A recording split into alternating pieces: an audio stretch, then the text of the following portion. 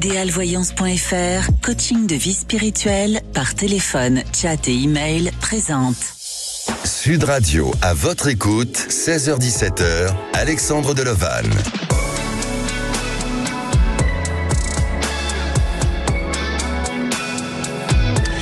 Bonjour à tous, ravi de vous retrouver durant 7 heures dans votre émission À votre écoute. Et même si le temps n'est pas toujours au beau fixe, rien ne vous empêche de prendre des décisions et de prendre votre vie en main aussi. Alors les réponses à vos questions vous seront données en nous contactant au 0826 300 300, mais aussi depuis notre adresse email à votre écoute @sudradio.fr.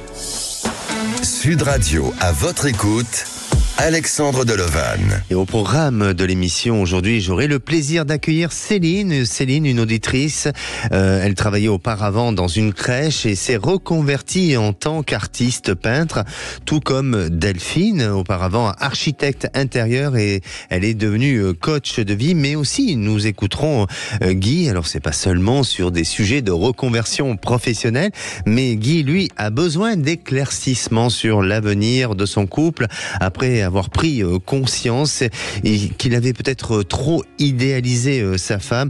Eh bien, il a aujourd'hui des questionnements sur l'avenir. Alors, bien sûr, on n'oubliera pas les autres témoignages. Et à présent, on va démarrer l'émission avec Jeanne pour un sujet tout autre différent. C'est à propos de sa fille qui aurait des perceptions étranges. Bonjour Jeanne. Oui, bonjour. Bienvenue sur Sud Radio, Jeanne. Ravi. Merci. Vous avez 46 ans, vous êtes du Lot-et-Garonne. Oui. Et vous travaillez dans le milieu hospitalier, hein, c'est bien ça? Tout à fait, tout à fait. Alors Jeanne, vous nous appelez pour votre fille. Votre fille a quel âge aujourd'hui? Alors, elle a 12 ans, elle est en 6e. Oui. Et donc, elle a eu des signes, en effet, de médiumnité, on va dire, il y a 2 ans. Donc, nous, on n'était pas du tout dans ce milieu, on ne connaissait pas. On a découvert au fur et à mesure ce qui lui arrivait. On a réussi. C'était tellement important qu'il a fallu qu'on stoppe ses capacités. Oui. Et donc, ça a été stoppé jusqu'à ses 18 ans. Bon, voilà. Donc, maintenant, on passe outre, mais ça lui a quand même freiné, je trouve, la scolarité. Oui. Et là, maintenant, en 6e, donc, ils s'inquiètent. Alors, donc, ils me font faire orthophoniste, soutien 3 heures par semaine, je l'aide. Bon, bref. Alors, elle est quand même dans sa bulle toujours, un petit peu. Elle crée beaucoup de choses. Voilà. Donc, je la laisse faire. Elle est pas retardée quand même, hein. Mais, je sais pas. Est-ce que je dois les écouter aux profs? Est-ce que je dois m'inquiéter? Ou est-ce que je dois laisser faire et, elle va vivre sa vie, voilà. Je sais pas. D'accord. Alors, bon, il y a 2 aspects différents, hein. Vous nous parlez de ses capacités et de ses résultats scolaires et son aptitude au sein du programme scolaire.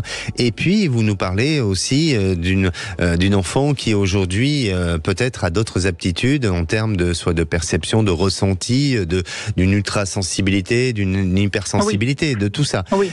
Donc, ce sont quand même 2 aspects différents. Aujourd'hui, les profs, eux, ils disent quoi par rapport à ses résultats, par rapport à sa capacité d'apprentissage? C'est ça, à la capacité de compréhension qu'ils trouvent qu'elle ne comprend pas assez. Voilà.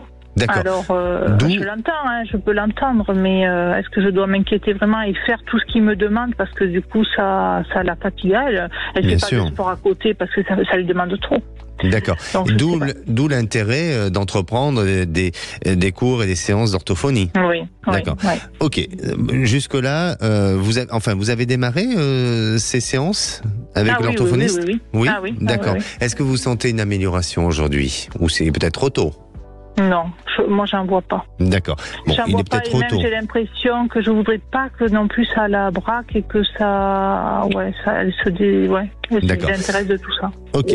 Ensuite, on dirait que depuis 3 ans, votre fille, malgré tout, a été marquée par des événements ou par des fragilités d'un point de vue familial. Quelle est l'entente dans votre couple? Alors, elle est très très proche de moi. Oui. Très. Alors, est-ce que c'est dû à cette suite de médiumnité? Je sais pas. Mais on vit ensemble, voilà, ça va très bien. Hein. D'accord, mais la relation avec avec son papa? Alors, moi et lui? Oui. Oui, ça va, très bien. Ça va. Est-ce qu'il y a 3 ans, il n'y a pas eu un événement, il n'y a pas eu des histoires familiales qui l'auraient un peu perturbé à votre fille? Eh ben, c'est là où est sortie l'histoire de médiumnité, mais c'est pas par rapport à lui, non. Ouais, non. Je dis pas que c'est par rapport à lui. Je veux dire d'un climat familial. Est-ce que il y a eu des changements au sein du climat familial? Est-ce que vous avez vécu non, des choses? Ça vous d'accord, ok. Mais pour moi, ce qui serait intéressant, c'est de retracer un peu ces 3 dernières années pour voir un petit peu ce qui s'est passé auparavant et peut-être arriver à sonder ou à cerner tout ça. Ensuite, bon, sur ces capacités que vous dites médiumniques, il faudrait pousser un peu. Je veux dire, est-ce que vous avez vu quelqu'un qui vous aurait dit que oui, quel est le genre de personne? C'est-à-dire qu'on a fait venir quelqu'un pour. En fait, elle avait des peurs affreuses la nuit. Elle se levait. Enfin, c'était quand même très impressionnant. Donc, on a fait venir quelqu'un pour simplement nettoyer la maison. Elle n'était pas là dans la maison. Et quand elle est revenue le soir, je lui ai expliqué que quelqu'un est venu pour nettoyer. Et là, elle m'a expliqué qu'il y avait des personnes, donc des âmes, quoi, qui étaient dans la maison. Ce que m'avait expliqué très précisément, avec des détails très très précis, les autres personnes. Et c'est là où on a compris, voilà. D'accord. Mais après, est-ce que votre fille dit des choses qui peuvent être vérifiées? Parce que, attention, hein, j'entends le côté irrationnel et bien sûr, moi je suis dans cette partie-là, donc je peux l'admettre et je peux le reconnaître aussi. Mais est-ce que vous avez pu vérifier les informations par rapport à ce que dit votre fille? Alors, c'est-à-dire que quand ces personnes, cette association est venue, qu'elle m'a décrit très précisément les gens qui étaient dans la maison, moi je n'en ai pas parlé à ma fille, elle m'a redécrit qu'elle voyait en me dessinant, et c'était ce que m'avait décrit l'après-midi ces gens. D'accord. Voilà. Alors, bon, pour moi, il n'y a pas d'affolement à avoir, hein. Après, elle a une hypersensibilité, elle a une capacité de pouvoir peut-être ressentir les choses, et il faut en parler avec elle de manière, je dirais, presque logique, hein, et de faire en sorte que elle ne soit pas effrayée par ce genre de choses, de l'accompagner, de la faire accompagner, et de rester dans un discours quand même assez rationnel pour que votre enfant ne soit pas trop, et vous ne se sente pas trop en décalage par rapport à tout ce qui est, je dirais, d'un monde actuel et de notre quotidien. Mais c'est d'être dans cette notion d'accompagnement. Et ensuite, au niveau de la scolarité, je crois qu'il faut vraiment faire en sorte qu'elle soit accompagnée avec des professionnels de la santé pour qu'elle puisse être au même niveau que tout le monde, et peut-être l'amener aussi à avoir des cours soit de rattrapage ou en tout le cas de perfectionnement pour qu'elle puisse ne pas se sentir trop décalée. Mais tout ça va se mettre en place. Moi, je ne ressens pas une inquiétude face à la situation de votre fille.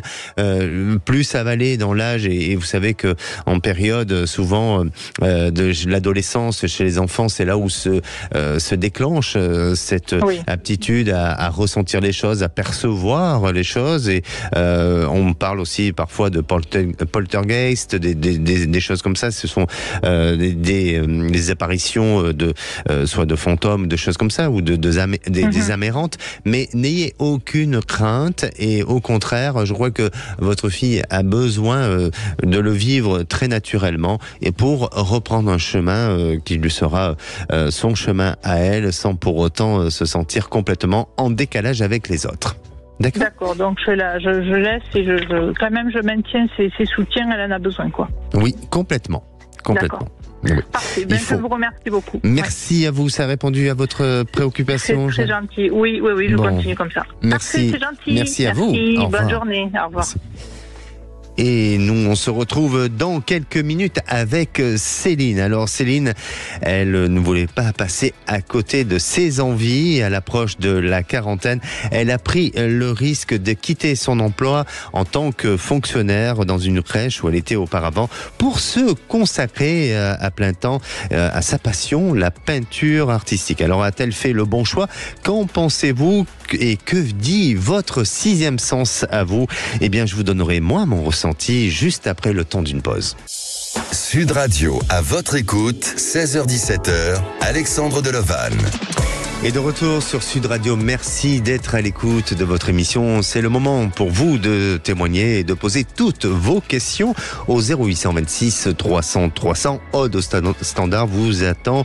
Et avant de retrouver notre prochaine auditrice Céline, eh bien c'est le moment du saviez-vous. Alors le saviez-vous, le talent est parfois confondu à tort avec la compétence et les deux notions se ressemblent, mais elles sont différentes sur le fond.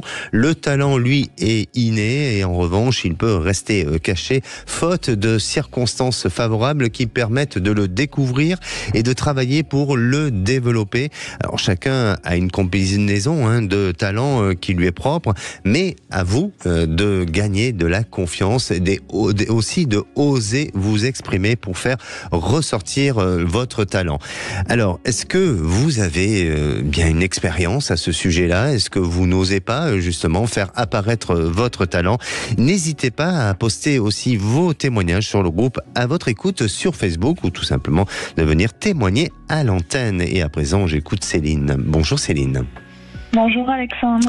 Bienvenue sur Sud Radio Céline. Merci, ça me fait plaisir d'être avec vous. Également, ça me fait énormément plaisir et comme avec tous les autres auditeurs, je prends beaucoup de plaisir. Alors Céline, vous avez 39 ans, vous êtes du Gers et aujourd'hui, eh bien, vous êtes artiste peintre, c'est ça? Oui, Bon, exactement. vous vous reconnaissez en tant que tel?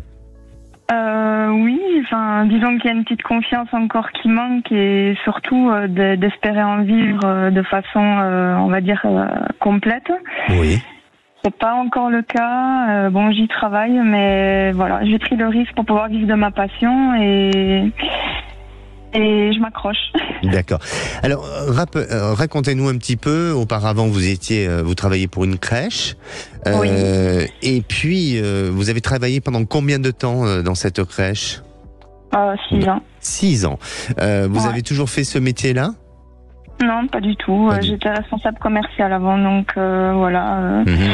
La peinture, en fait, ça a toujours fait à peu près partie de ma vie, mais d'une façon plutôt discrète et juste pour moi. Et puis j'ai voulu partager ça avec mon entourage et au final je me suis rendu compte qu'il y avait quelque chose à développer et puis c'est quelque chose dans lequel je me sens vraiment bien. C'est ma bulle, c'est là que je m'accomplis et donc voilà, je me suis dit pourquoi pas. D'accord. Alors, depuis combien de temps vous vous êtes investi dans cette passion et d'exprimer aussi ce talent-là depuis combien d'années ou combien de mois? Non, ça se compte en mois, ça fait pas très longtemps, ça fait 6 mois. Qu'est-ce qui a été le déclic ou qu'est-ce qui vous a amené justement à dire tiens, je lâche tout et je prends le risque? Parce que vous prenez des risques quand même, malgré tout. En fait, le déclencheur, ça n'a pas été un seul déclencheur, mais ça a été beaucoup de déclencheurs dans ma vie personnelle qui est assez tumultueuse. Et je me suis dit, voilà, j'ai jamais rien fait pour moi, c'est le moment. On va dire un peu la crise de la quarantaine qui est arrivée avant l'heure. Et voilà, je voulais vraiment m'accomplir moi personnellement. D'accord. Et aujourd'hui, dans votre expression, dans ce que vous créez, c'est quoi que vous créez? C'est plutôt contemporain? Est-ce que c'est sur d'autres manières d'exprimer ou quels sont c'est plutôt contemporain. C'est un peu un style plutôt abstrait. Je fais pas du tout dans le réalisme. Oui. Donc voilà, ça va être plus de la sensibilité au niveau des textures, des couleurs, qui me parlent vraiment moi au niveau de mon univers, de ce que j'ai en moi. D'accord. Alors, voilà. Je sais qu'on peut en vivre, mais c'est quand même difficile. Et c'est pas donné à tout le monde. Et malheureusement, parce que je crois que il y a rien de mieux que de pouvoir vivre de sa passion, parce que au-delà de ce que ça ne peut nous apporter matériellement, mais vivre de sa passion, ça nous enrichit, ça nous épanouit, ça nous apporte plein de joie et de bonheur. Et parfois, tout le monde ne peut pas arriver à se réaliser avec sa passion. quels sont, vous, je dirais, les degrés ou en tous les cas les limites que vous vous êtes donné pour se dire est-ce que je dois persévérer, pas persévérer, ou jusqu'à quand je peux continuer comme ça? Je dirais tout simplement l'aspect financier, parce que c'est celui-là qui est le plus compliqué. Et là, en plus, j'ai un petit souci de santé qui fait que je suis assez restreinte dans mon activité. Il y a beaucoup de choses qui se passent en ce moment dans ma vie et qui font que ça me met des petits obstacles sur ma route. Donc je dirais que vraiment c'est l'aspect financier qui va... qui va définir qui va tout définir, oui. Exactement. Et donc aujourd'hui vous êtes en fragilité de santé et ça vous empêche de pouvoir continuer votre métier à ce jour? Pour quelques semaines encore, mais voilà, là c'est vrai que ça m'a mis un stop. D'accord. Quelle est votre question? Alors, c'est de savoir si vous allez pouvoir continuer et...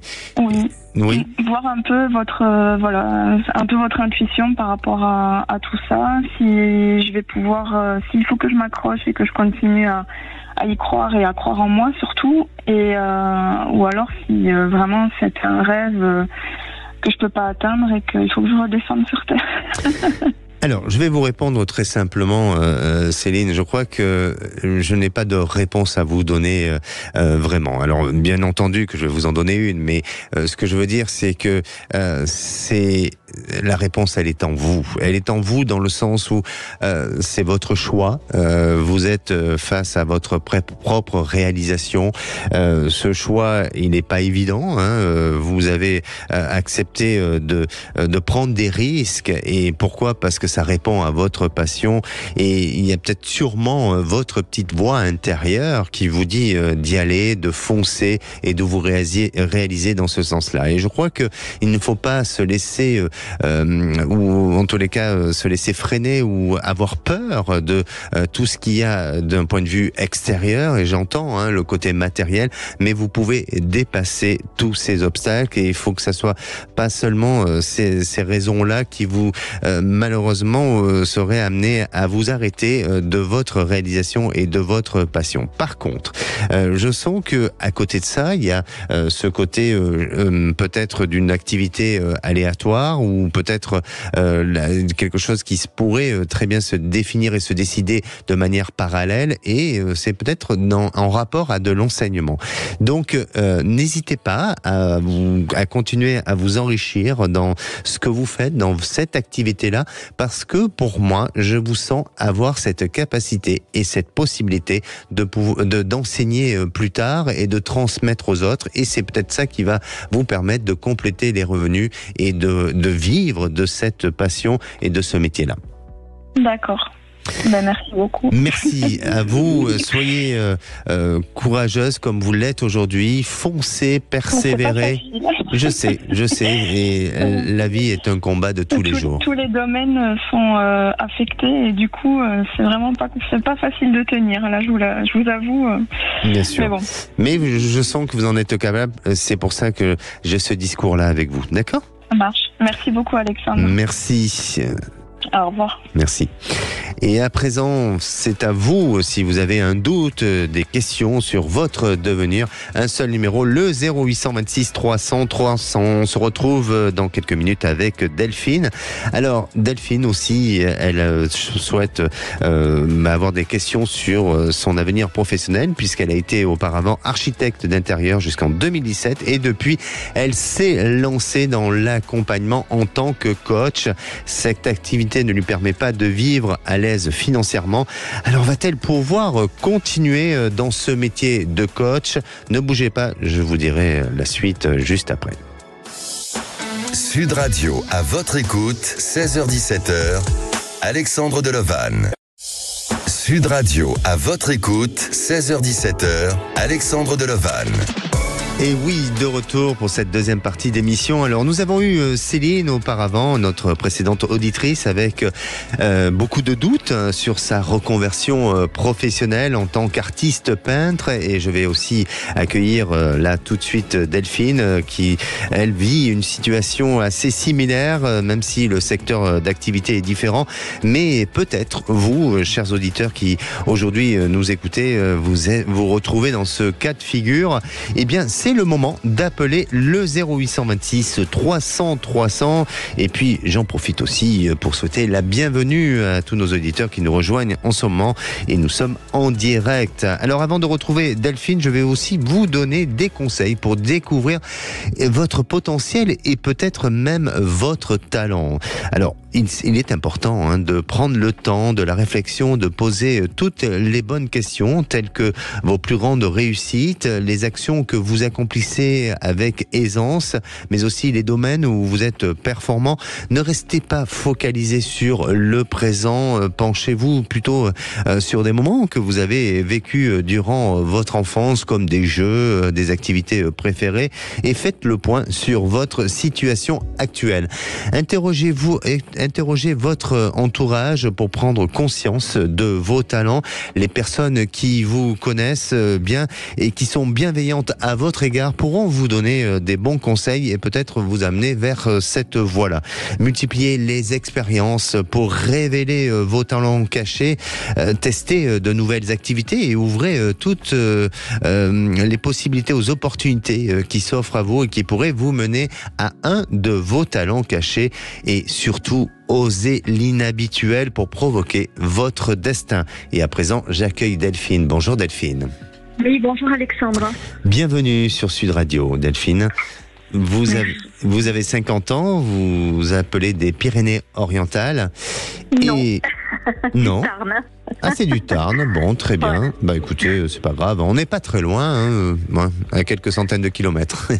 Voilà. Voilà, exactement. Et vous avez, osé changer votre vie et provoquer aussi un changement dans votre destin, puisque auparavant vous étiez architecte intérieur et vous avez cessé cette activité en 2017, c'est bien ça ?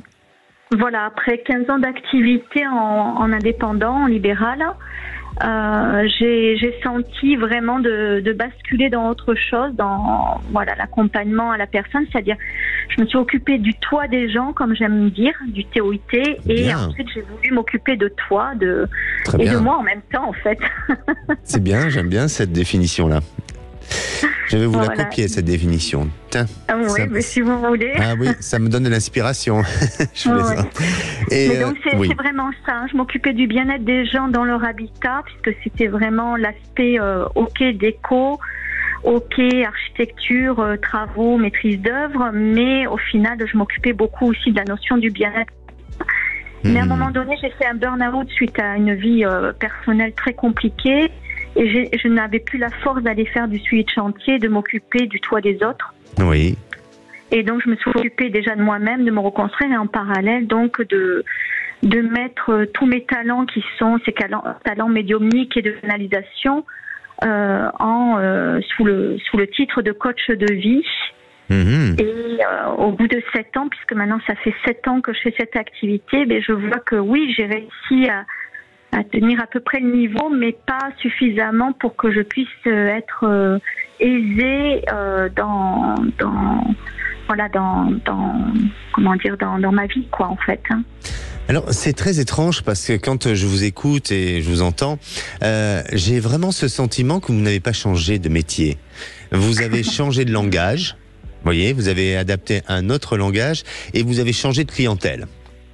Ou de style, voilà. Mm-hmm. Mais le métier en lui-même, vous l'avez pas complètement changé et parce que même si vous n'êtes plus et vous occupez plus du même toit, mais vous êtes sur un toit aussi, et quel que soit le toit de l'individu ou le toit de l'habitat. Mais pour moi, et c'est ce qui fait toute cette différence, et je crois que vous avez été vers un autre langage, vers une autre approche, et à la fois vous êtes dans cette continuité, je dirais même, c'est presque logique.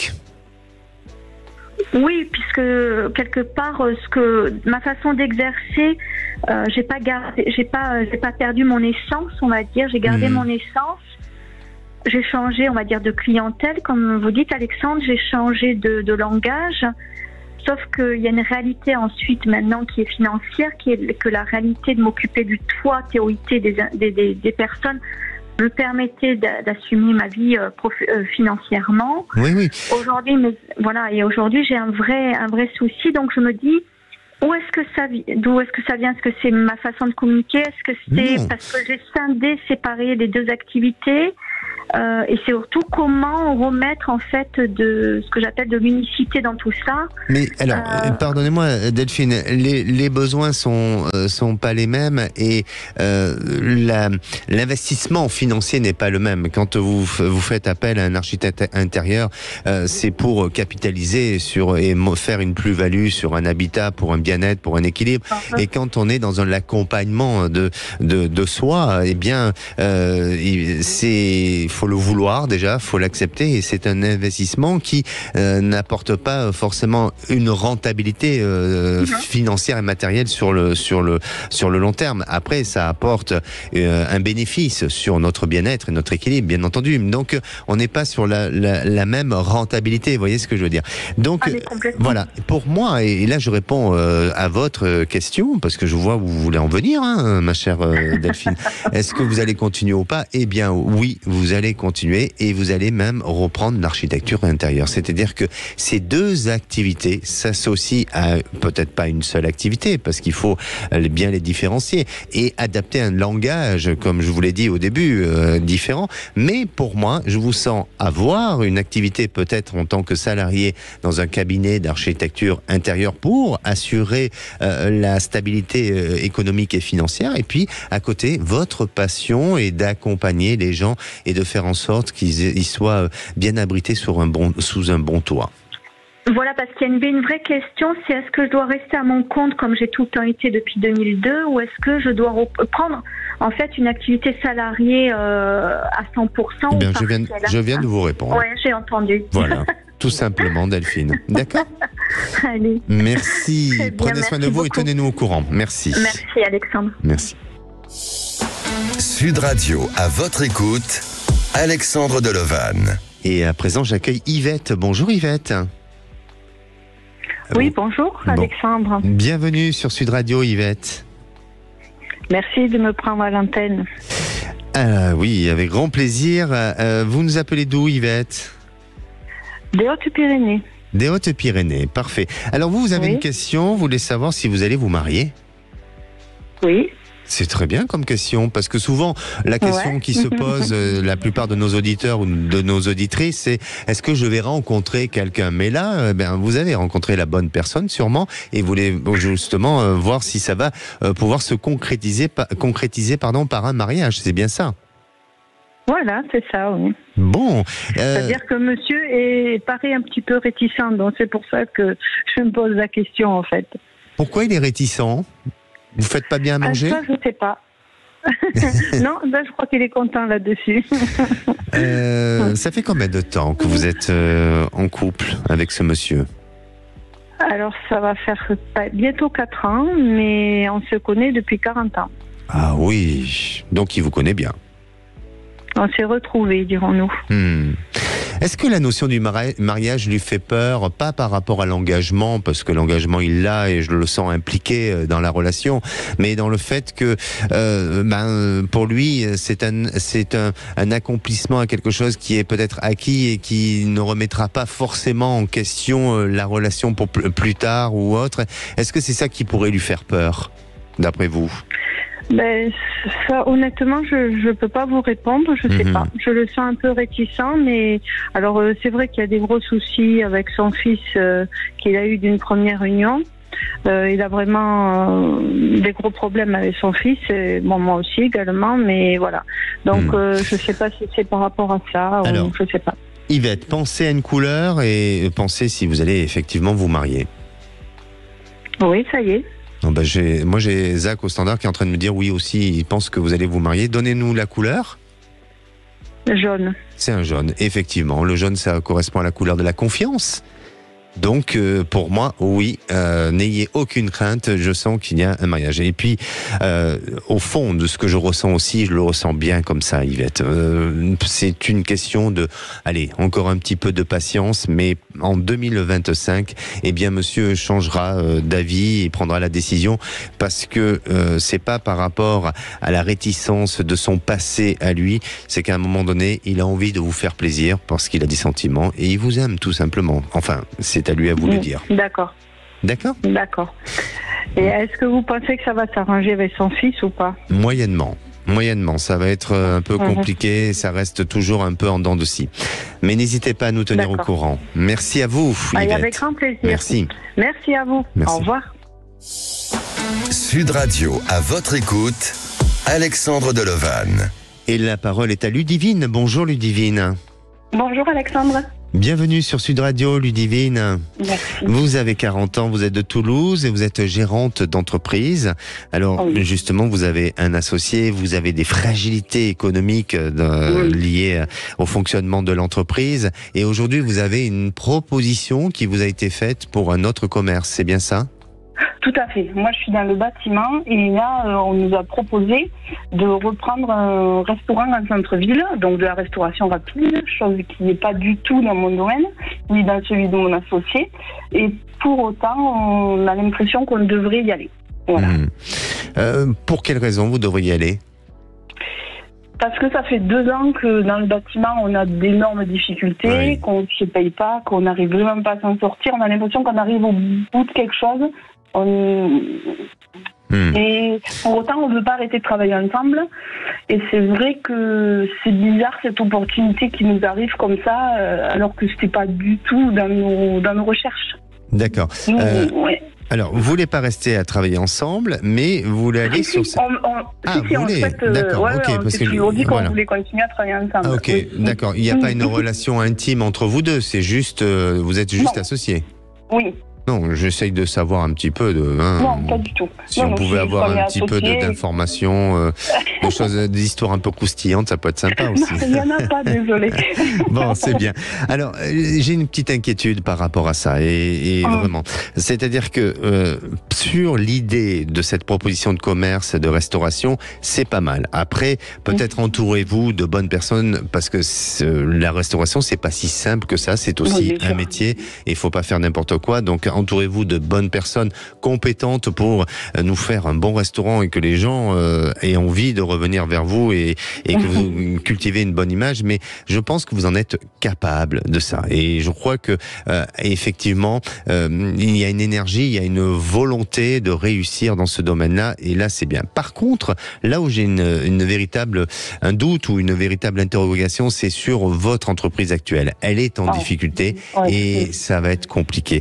Est-ce que ça serait peut-être pas nécessaire, ou utile ou nécessaire soit de vite la vendre ou de faire une cessation d'activité ou de trouver une solution au lieu de garder quelque chose qui va vous freiner, qui va vous bloquer et qui peut énergétiquement vous amener vers quelque chose de négatif. Et surtout, si vous êtes dans l'idée de se dire, tiens, le bénéfice de ce restaurant, on va l'injecter dans l'autre entreprise, eh bien là, vous faites erreur. Oui, non, justement, c'est ce qu'on veut pas faire parce que c'est une erreur qu'on a déjà faite. Oui. On a déjà mis beaucoup d'argent dans cette entreprise, on aurait dû arrêter depuis longtemps. Pour autant, on souhaite, si ce projet de restauration se fait, on souhaite arriver au bout de nos chantiers actuels quand même pour pas laisser tomber nos clients parce que c'est pas du tout notre façon de faire et on travaille avec énormément de particuliers.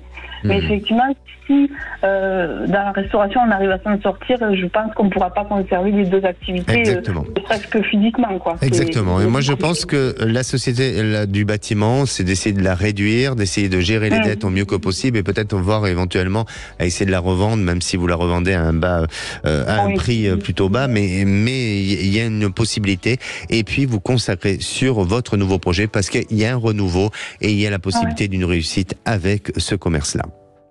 Ah, ça c'est une bonne nouvelle alors. Mais excellente nouvelle, Ludivine. Tenez-nous au courant. Avec plaisir. Merci beaucoup, Alexandre. Merci à vous. Prenez soin de vous. Vous aussi, merci. Merci. Et à présent, c'est peut-être à vous, c'est peut-être votre tour pour passer à l'antenne de Sud Radio.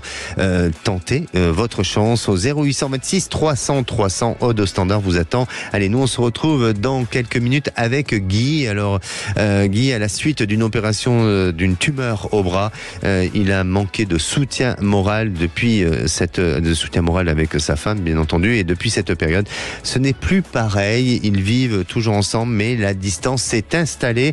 Quel est l'avenir de son couple? On en parle juste après. Sud Radio à votre écoute, Alexandre Delovan. Sud Radio à votre écoute, 16h-17h, Alexandre Delovan. Et de retour sur Sud Radio pour cette dernière partie, avant de retrouver les vraies voix présentées par Philippe David et Cécile de Minibus. Il vous reste quand même quelques minutes pour passer dans l'émission à votre écoute. Et je rappelle le numéro, le 0826 300 300. La parole est à Guy. Bonjour Guy. Bonjour Alexandre. Bienvenue sur Sud Radio Guy. Merci. Guy, vous est appelé du bassin d'Arcachon. Oui. Et vous êtes un jeune retraité, j'imagine. C'est cela, oui. Alors, vous avez une histoire un peu difficile aujourd'hui, ou avec des doutes, des remises en question concernant votre vie sentimentale. Racontez-nous un petit peu. J'ai rencontré une personne il y a une vingtaine d'années. Où nous avions chacun de notre côté notre vie, nous étions accompagnés et on se retrouvait dans des soirées privées où nous avions des amis communs. Tout se passait bien, on s'entendait bien, très bien. Bon, il y a eu après des moments d'absence évidemment, et puis nous nous sommes retrouvés il y a 7 ans. Oui. Voilà, où c'était une évidence. Nous étions chacun libres et nous nous sommes mis ensemble. D'accord. Donc voilà, pendant quelques années, c'était bien. C'était pas l'amour fou, mais c'était bien quand même. Je voyais quand même malgré tout un certain égoïsme de sa part, mais bon, je supportais, ça allait. J'étais en activité, donc ça allait. Il y a 2 ans et demi, je suis tombé... j'ai dû subir une intervention chirurgicale. Oui. Et cesser toute activité parce que je ne savais pas comment j'allais sortir de cette épreuve. Donc tout le parcours des examens, pas de problème, elle m'a soutenu, il n'y a pas eu de souci.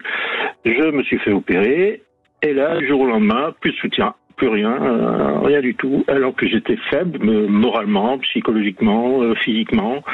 C'est là où j'avais besoin d'elle et puis pas du tout. Dans sa tête, j'étais opéré, donc tout allait mieux pour elle. D'accord. Et aujourd'hui, donc, vous vous posez des questions à savoir quel est l'avenir de votre couple, non ? Depuis ce temps-là, j'ai perdu confiance, quoi. Ah oui. J'ai perdu confiance. Vous arrivez à vous projeter dans l'avenir avec votre femme ou votre compagne ? J'ai aucune projection, justement. Ouais. Alors, moi, je veux pas être négatif, mais je vois pas beaucoup de changements. C'est-à-dire que à la fois, c'est comme si on devait intégrer ce concept-là de vie, ce mode-là de vie. C'est-à-dire que votre compagne, elle s'est habituée. Vous lui avez laissé aussi la possibilité d'être comme ça. Donc, elle comprendrait pas si du jour au lendemain vous deviez changer les choses ou si vous deviez imposer autre chose. Et puis, si vous deviez décider d'une séparation ou d'une rupture, eh bien, j'ai l'impression qu'elle va mal le vivre ou elle le vivra mal parce que elle est quand même attachée à vous. Alors oui, il y a peut-être une certaine forme de pudeur, il y a une certaine forme de froideur dans le sentiment, dans l'approche avec vous, mais pour moi, il y a des habitudes qui se sont installées, il y a un quotidien ensemble qui est là, qui est présent et qui se poursuit, et même si il vous manque une certaine forme d'épanouissement, alors je dirais peut-être essayer de pallier avec des activités extérieures ou d'autres choses, mais en attendant, une séparation serait lui faire du mal et peut-être que pour vous aussi, ça serait difficile à affronter dans l'avenir. Tout à fait, mais nous en sommes conscients tous les deux. D'accord, on est d'accord alors. Mais c'est pour ça. Je pense qu'il faut essayer de trouver le bonheur autrement, différemment, et ne pas ruminer sur ce qu'il n'y a pas aujourd'hui. D'accord ? Bon, ok, d'accord. Merci. Merci beaucoup. Merci. Et bonne fin d'après-midi. Merci. Et pour conclure, je dirais, si vous avez des prédispositions naturelles à faire quelque chose de mieux que les autres, c'est peut-être votre talent qui s'exprime. Allez, nous on se retrouve demain. Je vous souhaite une bonne fin de journée et je laisse la place aux vraies voix. Bonsoir Philippe David. Bonsoir Alexandre Delovan. Au menu des vraies voix à 17h30, on vous pose cette question. Jordan Bardella a-t-il déjà gagné les Européennes ? Oui, puisqu'il monte au plus haut. Alors on va le dévoiler, l'embargo est à 17h pour le sondage IFOP fiducial pour Le Figaro et Sud Radio. Il est à 34% des voix, son plus haut niveau dans le rolling du jour. Et est-ce que pour vous, il a déjà gagné les Européennes ou peut-il être rattrapé ? Venez nous le dire au 0826 300 300. À 18h35, le coup de projecteur. Comme le disent des magistrats mexicains, la France est-elle sur le point de devenir un narco-État ? Oui, des magistrats mexicains nous mettent en garde. Rappelons qu'en 20 ans, les narcotrafiquants ont fait 450 000 morts au Mexique. C'est totalement surréaliste. Vous pensez que la France est en train de devenir une nouvelle Colombie ou pas ? Venez nous le dire au 0826 300 300. Nos trois vraies voix du jour, un trio de choc avec Philippe Bilger, Françoise Degois et François de Rugy. Comme d'habitude, bonne émission. Merci. Sud Radio, à votre écoute, 16h-17h, Alexandre Delovan. Avec idéalvoyance.fr, coaching de vie spirituelle par téléphone, chat et email.